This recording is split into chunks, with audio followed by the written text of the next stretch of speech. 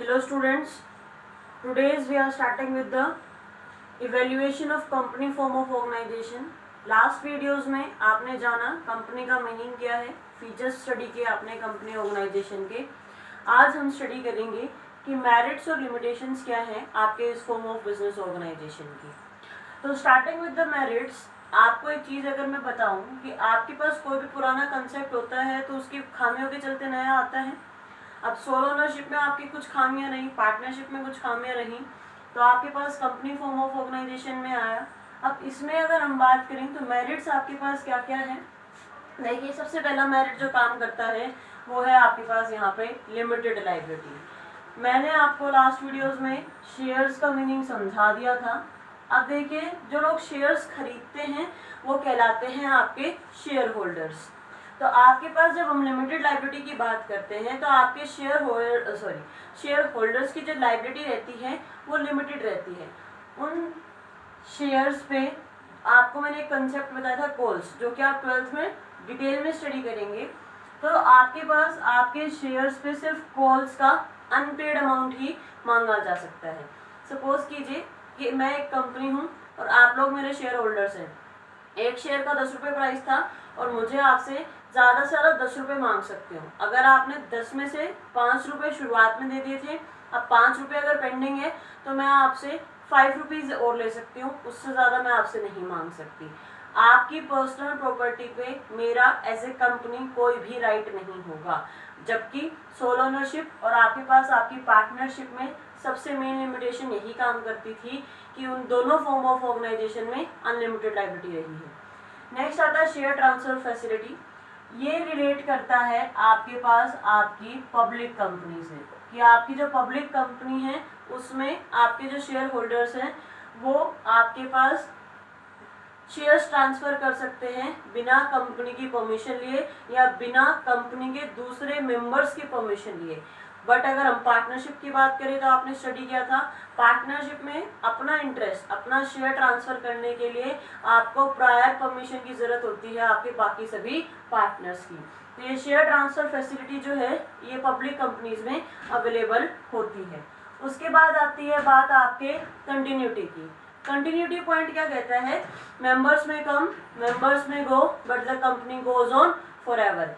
कि आपके पास आपकी मेंबर्स की डेथ का, मेंबर्स की बैंक तरफ से का कोई भी इफेक्ट नहीं पड़ता है आपके कंपनी के एग्जिस्टेंस के ऊपर।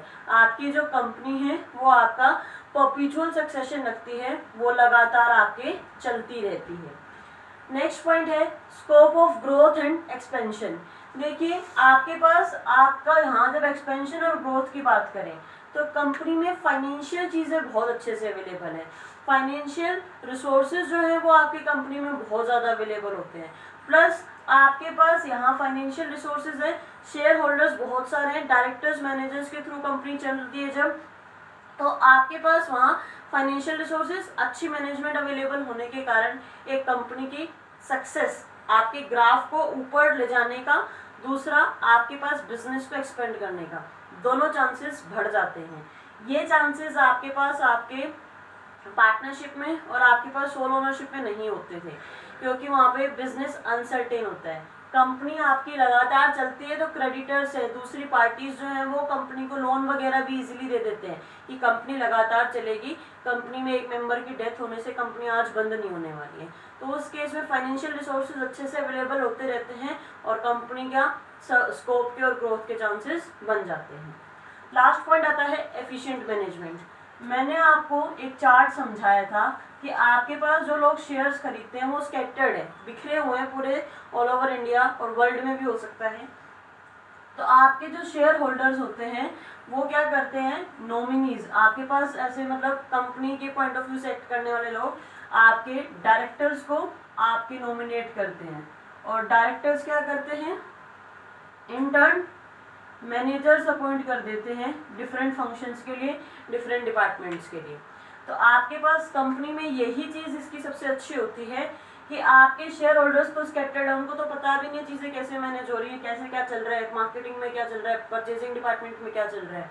आपके डायरेक्टर्स आपके मैनेजर्स को अपॉइंट कर देते हैं सभी डिपार्टमेंट्स के लिए, एंड इन टर्न आपके जो मैनेजर्स हैं वो सारी चीज़ें आपकी स्मूथली संभाल लेते हैं, और आपकी कंपनी में फाइनेंशियल रिसोर्सेज अच्छे हैं, प्लस कंपनी परपेचुअल सक्सेशन रखती है, इसलिए हम एफिशिएंट मैनेजर्स को हायर भी कर सकते हैं, क्योंकि कंपनी बंद नहीं होगी आपके पास। परपेचुअल सक्सेशन है कंपनी का, इस वजह से आपके जो मैनेजर्स हैं वो आपकी एफिशिएंटली आपकी कंपनी को मैनेज कर सकते हैं। तो आपके पास यहाँ पे एफिशिएंट मैनेजमेंट अवेलेबल होती है। लिमिटेशंस की अगर हम बात करें तो सबसे पहला पॉइंट आता है डिफिकल्टी इन्फॉर्मेशन। लीगल आपके पास बहुत सारे प्रोसीजर होते हैं, यहाँ पे आपके पास बहुत सारे डॉक्यूमेंट्स आपको सबमिट करने होते हैं, आपका कॉम्प्लिकेटेड सा प्रोसीजर होता है, इसलिए फर्स्ट लिमिटेशन यही है कि कंपनी को बनाने में ही डिफिकल्टी बहुत ज़्यादा आती है। दूसरा, लैक ऑफ सिक्रेसी। कंपनी के अकाउंट्स, फाइनल अकाउंट्स क्या होते हैं ये आप अकाउंट्स में भी पढ़ेंगे, और धीरे धीरे आप जब +1 +2 पढ़ लेंगे अच्छे से तो आपको बहुत अच्छे से समझ में आएगा। P&L अकाउंट क्या होता है, बैलेंस शीट्स क्या होती है, वो सब आप धीरे धीरे रिलेट करना सीखेंगे। तो वो सारी चीज़ें कंपनी की न्यूज़पेपर में भी पब्लिश होती हैं, तो उसके चलते कॉम्पिटिटर्स को पता चल जाता है कि कंपनी की क्या असेट्स है, क्या लायबिलिटीज़ है, किस तरीके से कंपनी में फंड्स आ रहे हैं। तो वहाँ पे आपके पास एक लिमिटेशन काम करती है, लैक ऑफ सिक्रेसी होना।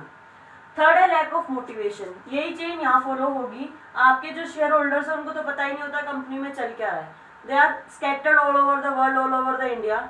अब उस केस में जो डायरेक्टर्स हैं आपके पास वो मैनेजर्स को अपॉइंट कर देते हैं। अब आप खुद ही सोचिए, जो काम आपका है अगर वो आप अच्छे से करोगे तो आपको मोटिवेशन देते हैं, यार ये मेरा काम है, मेरे को बखूबी निभाना है। बट मैनेजर सिर्फ सैलरी लेते हैं, और मेजर चंक ऑफ प्रॉफिट किनकी जेब में जाता है, ओनर्स की जेब में। फीचर्स में आपने स्टडी किया था separation of ownership and management. तो ओनर्स तो कौन होते हैं, शेयर होल्डर्स, और मैनेजर्स तो क्या करते हैं, मैनेज करते हैं। ये सिर्फ सैलरी के ब्याज पे काम करते हैं, सारा प्रॉफिट ओनर्स को मिलता है। तो मोटिवेशन तो वहीं खत्म हो जाती है। मैनेजर्स क्या सोचते हैं, ठीक है यार हमें इतनी तो सैलरी मिल रही है, हम इतना ही काम करते हैं। बट जब ओनर अगर खुद करेंगे तो मोटिवेशन ज़्यादा रहती है। तो यहाँ पे आपके पास लैक ऑफ मोटिवेशन एक लिमिटेशन की तरह फिर काम करती है। फोर्थ पॉइंट है एक्सेसिव गवर्नमेंट कंट्रोल। देखिए गवर्नमेंट बहुत सारा लीगल कंट्रोल ले आती है कंपनी के ऊपर, टैक्सेशन के ऊपर पॉइंट ऑफ व्यू से, टैक्स जमा किया नहीं किया, अकाउंट्स आपने रिवील किए नहीं किए, न्यूज़पेपर में पब्लिश किए नहीं किए, आपके पास आप CSR एक्टिविटीज़ में इन्वॉल्व है या नहीं है। तो वो सारा जब गवर्नमेंट आ जाती है ना एक तरीके से हर वक्त इंटरफेरेंस करने, हर वक्त लीगल नोटिस भेज देने में, तो उस तरीके से क्या होता है, खामी आ जाती है इसमें, ये एक्सेसिव गवर्नमेंट कंट्रोल हो रहा है। तो वहाँ पे फिर ये एक लिमिटेशन बन जाती है। फिफ्थ आता है डिले इन डिसीजंस। आप ये जब ग्रेजुएशन करेंगे, जैसे बीकॉम ऑनर्स आप कुछ भी स्टडी कर रहे हैं, तो मीटिंग्स वगैरह बहुत स्टडी करेंगे, तो उस केस में आप पढ़ेंगे कि शेयर होल्डर्स को 14 डेज का नोटिस भेजा जाता है। जब भी कंपनी में एजीएम्स होती है तो 14 दिन का एक नोटिस भेजा जाता है, सभी शेयर होल्डर्स आते हैं, और कोरम एक मिनिमम नंबर ऑफ मेंबर्स का होना ज़रूरी है। ये पढ़ेंगे आप लॉ में जा करके बहुत डिटेल में अपनी ग्रेजुएशन वगैरह में।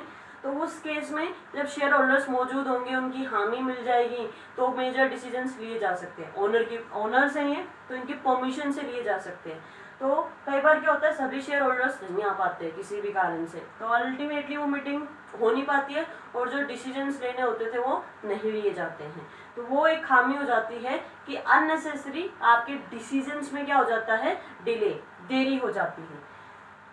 6th पॉइंट है ओलिगार्किक मैनेजमेंट। ओलिगार्किक का मतलब है कि आपको दिखता तो ऐसे है कि अगर लाख नंबर में इसके शेयर होल्डर्स है तो वो सभी ओनर्स हैं, बट अल्टीमेटली जो कंट्रोलिंग पावर होती है वो कुछ ही शेयर होल्डर्स के पास होती है। 1 लाख शेयर होल्डर्स होंगे किसी कंपनी के, बट चुनिंदा लोगों को ही सारी चीज़ों का पता होगा, बाकियों को तो ये भी नहीं पता होता कई बार हेड ऑफिस ही कहाँ है कंपनी का, या कंपनी में चीज़ें चल क्या रही है। तो वो सारी चीज़ें क्या है, ओलिगार्किक मैनेजमेंट है, कि दिखने के लिए सब कुछ ऐसे लगता है स्मूथली चल रहा है, बट ओरिजिनलिटी में होता है कि कुछ ही लोग आपकी सारी चीज़ों को मैनेज कर रहे होते हैं कंपनी की। वो जो मैनेजर्स हैं आपके पास, या आप ये कह लीजिए कुछ चुनिंदा शेयर होल्डर्स मिलकर के ही वो सारी चीज़ें देख रहे होते हैं, वो आपका फिर वो पारदर्शिता, ट्रांसपेरेंसी यहाँ नहीं रह पाती है। और वो एक क्या कहते हैं कि आपके कहावत भी है ना कि आदि के दांत दाने दिखाने के कुछ, खाने के कुछ, तो वो चीज़ रहती है। दिखने में सब अच्छा, बट अल्टीमेटली रियलिटी में कुछ ही लोग कंपनी को कंट्रोल कर रहे होते हैं। 7th है कॉन्फ्लिक्ट अमंग इन्वेस्टर्स। देखिए इन्वेस्टर्स होते हैं वो लोग जो कंपनी में पैसा लगाते हैं, ये 2 टाइप के होते हैं। ये आप 7th यूनिट में भी स्टडी करेंगे, अकाउंट्स में भी स्टडी करेंगे, तो ये आपको डिटेल में पढ़ना ही है। अभी के लिए सिर्फ इतना याद रखिए, 2 टाइप के शेयर होल्डर होते हैं, इन्वेस्टर्स। पहला शेयर होल्डर्स और दूसरा होते हैं डिबेंचर होल्डर्स। ये 2 तरीके के होते हैं। शेयर होल्डर्स होते हैं owners of the company, debenture holders होते हैं जो कंपनी को लोन देते हैं डिबेंचर्स की फॉर्म में। डिबेंचर्स आप मेरे साथ 7th यूनिट में भी स्टडी करेंगे, डिबेंचर्स आप 12th में अकाउंट्स में भी डिटेल में स्टडी करेंगे इनकी अकाउंटिंग ट्रीटमेंट के साथ। तो ये दोनों क्या करते हैं, अब एक तो मालिक है और एक जिसने कर्जा दिया है कंपनी को, लोन दिया है कंपनी को, तो इन दोनों के इंटरेस्ट में भी कई बार आपके पास कन्फ्लिक्ट अराइज हो जाते हैं, क्योंकि ओनर क्या सोचेगा, सारा पैसा मैं ले जाऊँ, डिबेंचर होल्डर क्या सोचेंगे कि हमारा लोन पहले चुका दिया जाए। तो दोनों के इंटरेस्ट अलग अलग हो जाते हैं, दोनों का सोचने का नजरिया अलग अलग होता है, और वहाँ पर झगड़े स्टार्ट हो जाते हैं फाइनेंशियल फ्रंट पे जाकर के। तो ये एक लिमिटेशन काम करती है यहाँ पे। तो इवेल्युएशन को आप अच्छे से स्टडी कीजिए। आपके पास यहाँ पे कोई पॉइंट आपको डाउट लगता है तो प्लीज़ पूछिए, और आज के लिए यहाँ तक रखते हैं। Stay home, stay safe, thank you.